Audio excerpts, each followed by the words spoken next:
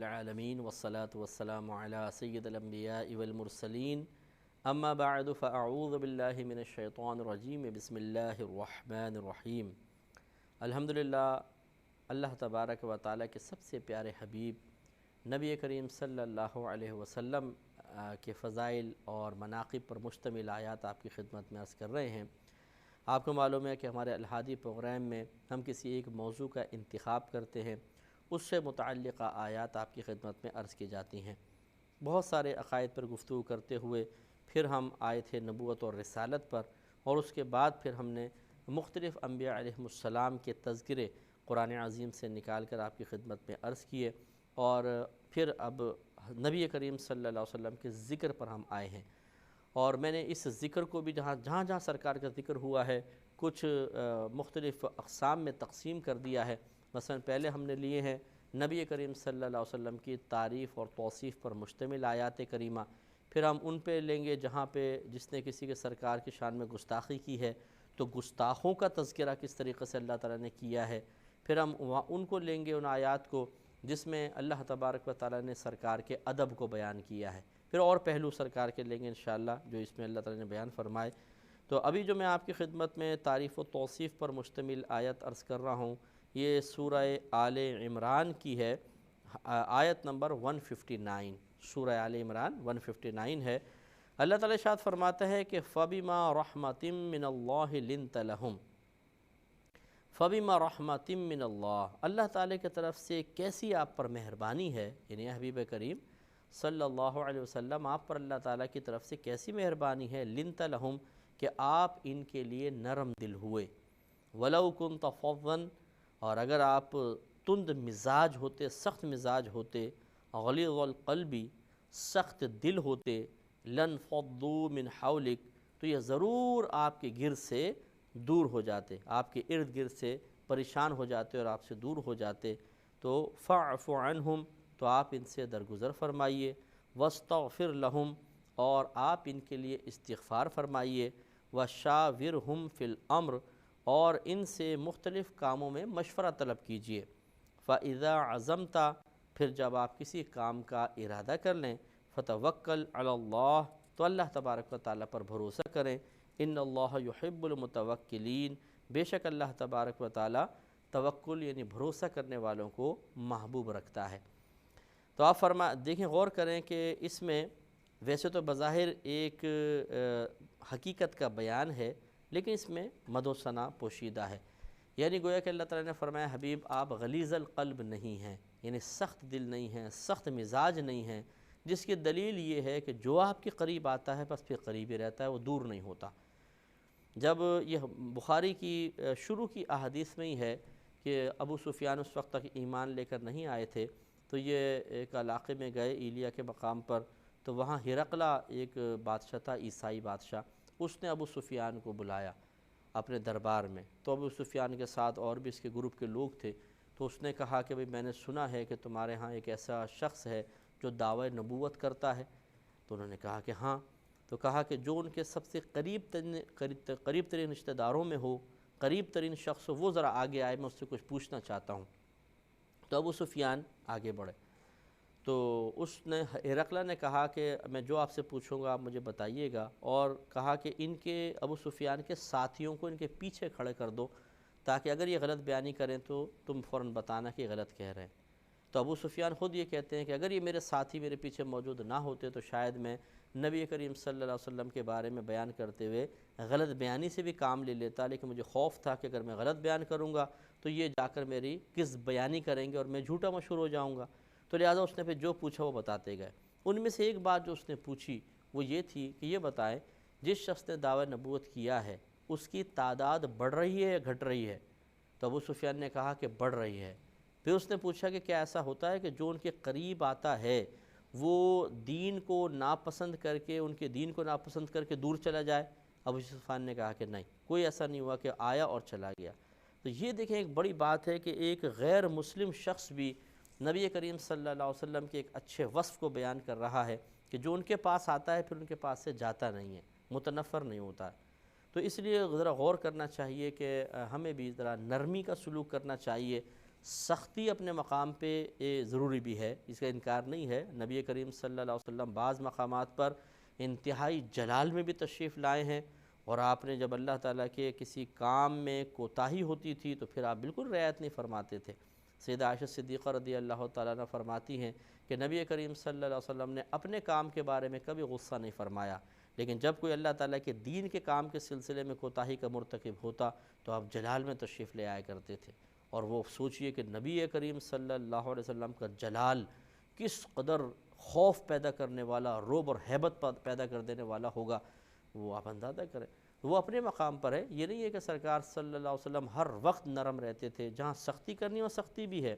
جہاں پہ مزاج میں جلالت دکھانی ہے وہاں جلالت بھی ہے۔ لیکن کہنے کا مطلب یہ ہے کہ عام روٹین جو ہے، بعضوں کے طبیعت کے اندر سختی شامل ہوتی ہے، ہر ایک سے سختی سے بات کرنا، تند مزاجی کے ساتھ بات کرنا، ہر وقت چہرے کے اوپر کرختگی کے آثار نمایاں رہنا کہ بیوی بھی خوف زدہ ہے، بچے بھی ڈرے ہوئے ہیں، اگر استاد ہے تو شاگرد پریشان ہیں، ہر وقت یہ چیز یہ قطعاً غیر مناسب ہے۔ نتیجہ نکلتا ہے کہ لوگ کب تک برداشت کریں گے، آخر ایک دفعہ، دو دفعہ، تین دفعہ تنگ ہو کے پیچھے ہٹ جاتے ہیں۔ تو ایسا ہرگز نہیں کرنا چاہیے۔ لہٰذا نبی کریم صلی اللہ علیہ وسلم کی ایک تعریف اور مدح کا پہلو یہ بھی سامنے آیا کہ آپ بڑے نرم مزاج تھے،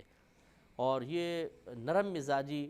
ہوتا یہ ہے کہ جب کوئی نرم ہوتا ہے اور پیار سے کام لیتا ہے تو لوگ اس کے گرد جمع ہونا پسند کرتے ہیں، اس کے گرد رہنا پسند کرتے ہیں۔ اس لیے کوشش یہی ہونی چاہیے کہ ہم بھی سرکار صلی اللہ علیہ وسلم کی اس نرمی کو اختیار کریں، لیکن ایسی نرمی نہ ہو کہ جس میں دین کا نقصان ہو۔ یہ ضرور یاد رکھیں۔ بعض اوقات ماں باپ اپنی اولاد کے ساتھ اتنی نرمی کر دیتے ہیں کہ وہ بدتمیز ہو جاتی ہے، اتنی نرمی کرتے ہیں کہ وہ گناہوں پر مصر ہو جاتی ہے، انہیں گناہوں پہ استقامت مل جاتی ہے۔ جیسے ماؤں کی اکثر عادت ہوتی ہے کہ وہ باپ سے اپنی اولاد کی خطائیں چھپاتی ہیں، نہیں ماریں گے، ان کو ڈانٹیں گے، ہاتھ پیر توڑ دیں گے، بھئی تمہیں سختی کریں گے۔ تو بیٹا چوری کر کے آیا، کوئی لڑکیوں کو چھیڑ رہا تھا، وہ کیس گھر میں آ گیا، کوئی اور مسئلے کر رہا تھا، تو ماں پہنچانے نہیں دیتی باپ تک کہ نہیں نہیں، اور اس طرح دفاع کر لیتی ہے۔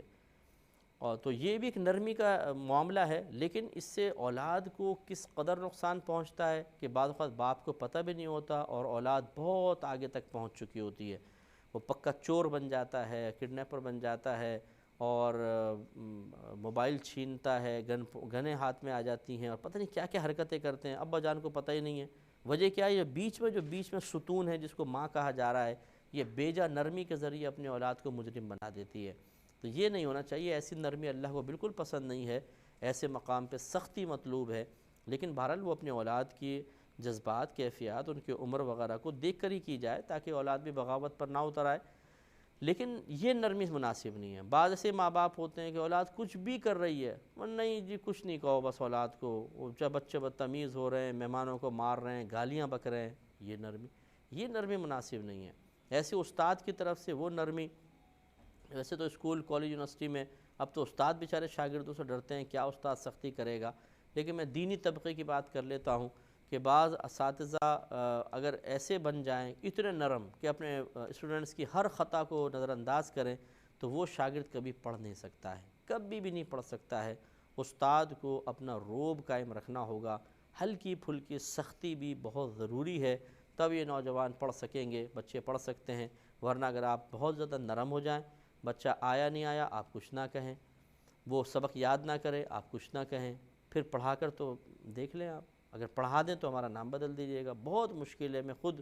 عرصہ دراز سے تدریس کے شعبے سے وابستہ ہوں، ایک روب قائم رکھنا بہت ضروری ہوتا ہے۔ تو جہاں پر نرمی کرنی ہے وہاں نرمی ہونی چاہیے، جہاں سختی ہے وہاں سختی ہونی چاہیے،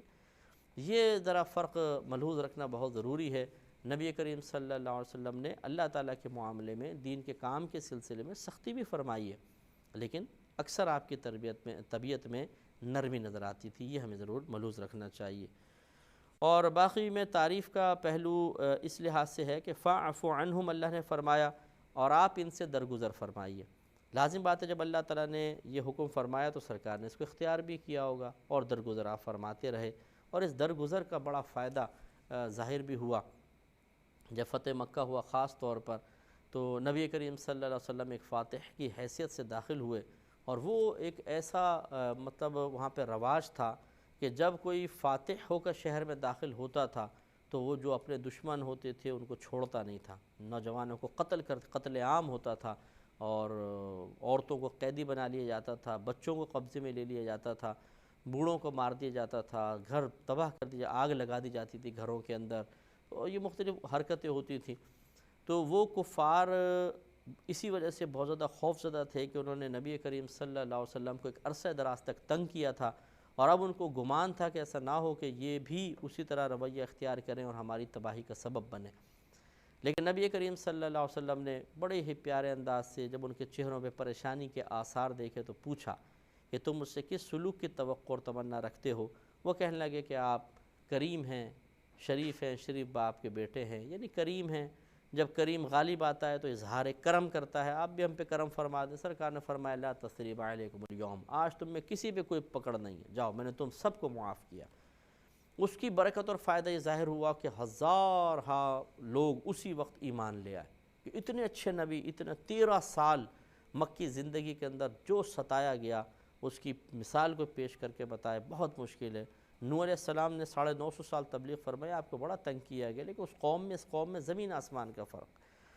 مزاج میں فرق ہوتا ہے۔ بسا اوقات ایک ہی تکلیف ہے، ایک آدمی کو آتی ہے، اس سے اتنا پتہ بھی نہیں چلتا، دوسرے کو محسوس ہوتی ہے، وہ بہت شدت سے اس کو محسوس کرتا ہے۔ نبی کریم صلی اللہ علیہ وسلم چونکہ رحمت للعالمین ہیں، آپ کے اندر رحمت کوٹ کوٹ کے بھری ہوئی ہے، سمجھ لیجئے اللہ تعالیٰ نے بہت زیادہ آپ کو رقیق القلب بنایا ہے، تو جو جتنا نرم دل ہوتا ہے اس کو اتنی زیادہ اذیت اور تکلیف محسوس ہوتی ہے۔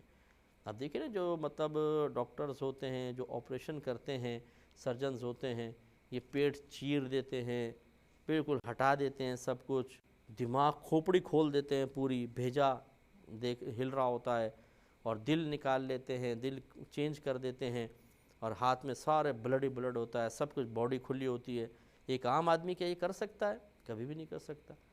یہ نہیں کہ ڈاکٹر سخت دل ہوتے ہیں، نرم دل یہ بھی ہوتے ہیں، لیکن وہ اس چیز کو دیکھ دیکھ کر اتنے پختہ ہو چکے ہوتے ہیں، اور اپنی جو طبیعت کی کچائی ہے اس پہ غالب آ کے اس کو اتنا مضبوط کر چکے ہوتے ہیں کہ ان کو اتنا فیل نہیں ہوتا۔ ایک عام آدمی منظر دیکھ لے اور پھر کھڑا ہو کے بتائے، زمین پہ گر جائے گا۔ مجھ جیسا آدمی تو ویسی کہ جو کسی کا زیادہ بھی بلڈ دیکھتے ہیں یا خون کا میں تذکرہ بھی سن لوں تو مطلب نفسیاتی طور پر بلڈ پریشر لو ہونا شروع ہو جاتا ہے۔ تو ویسے یہ نہیں کہ کوئی ڈرتا ہوں یا ویسا، الحمدللہ بڑا یہ اس میں ایسا نہیں ہے، نہ اندھیرے سے خوف آتا ہے، نہ چوہے، نہ بلی، نہ کتوں سے، نہ کسی مخلوق سے۔ مراد کہنے کا یہ ہے کہ یہ ایک غیر ارادی کیفیات ہوتی ہیں۔ تو اسی طرح نبی کریم صلی اللہ علیہ وسلم کا معاملہ ہے کہ آپ چونکہ بڑے رقیق القلب ہیں، تو آپ کی یہ 13 سالہ زندگی اور اس میں جو اذیتیں تکلیفیں آئیں، یہ دوسری تکلیفوں سے بہت زیادہ بڑھ کر ہیں، اس لیے کہ جتنا انسان نرم دل اتنا اس کو اذیت زیادہ محسوس ہوتی ہے۔ تو خلاصہ کلام یہ ہے کہ وہ کفار سوچ رہے تھے کہ اب تو بیڑا غرق ہو جائے گا، اب تو یہ ہمیں چھوڑیں گے، لیکن ان کو یہ بھی امید تھی کہ سرکار کا رویہ ہم نے دیکھا ہے، بڑا اچھے رویے کے مالک ہیں، اور وہی ہوا، سرکار نے معاف فرمایا اور ہزارہا لوگ ایمان لے آئے۔